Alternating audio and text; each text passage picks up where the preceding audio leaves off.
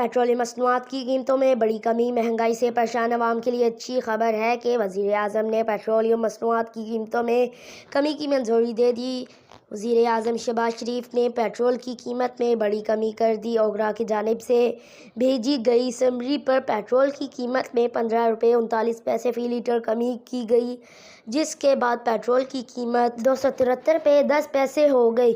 High speed diesel 7 روپے 88 پیسے تک کمی کے بعد فی لیٹر قیمت 274 روپے 8 پیسے ہو گئی۔